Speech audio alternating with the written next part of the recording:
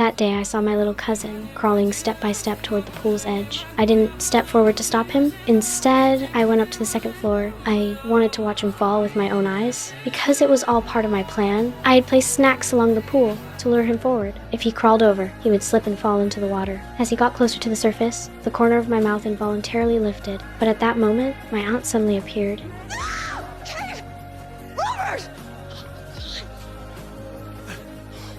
I felt a wave of disappointment. Worse still, my observant uncle noticed the snacks by the pool, and he realized the front door had been locked earlier. He wondered how the child had opened the door. Watching him think, my mood went completely cold. At dinner, he tentatively asked where I'd been that afternoon, but I had already prepared my answer. I said calmly that I'd been upstairs reading. He found no flaws and had to give up. I hadn't enjoyed my relief for long, because then I heard something worse. They decided to send me to a boarding school. On the surface, I agreed quickly and smiled, but I crushed the orange in my hand until it deformed. Back in my room, I couldn't hold back my rage anymore. I buried my face in the pillow and let out an angry roar. After I'd vented and calmed down, I went to the mirror to fix my hair. But murderous thoughts rose in me again. Yes, I was the bad seed in everyone's eyes. If someone annoyed me, I would try every way to make them disappear. Then I would act innocent to avoid suspicion. That night, my uncle cooked steak in the kitchen. A phone call rang unexpectedly. In his hurry, he asked me to watch the pan. The moment he turned away, I poured a large amount of peanut oil into the pot. Then I turned the heat up to maximum. I thought the fire would rage and take him, but I hadn't expected him to rush back immediately.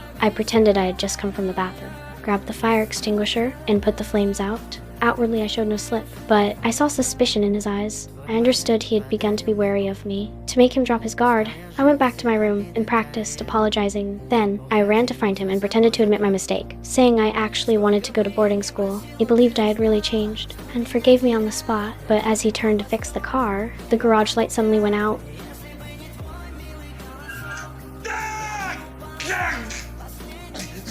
Right after the jack fell, it crashed down heavy onto his legs. I stood far away whistling, watching him struggle and call for help, certain he would not survive. Yet fate mocked me again. My aunt rushed him to the hospital in time. Although he broke a leg, he slipped into a coma, giving me more chances. But the next day he woke up. He trembled and asked my aunt for paper and a pen. Then he wrote a few words on the paper. On it was my name.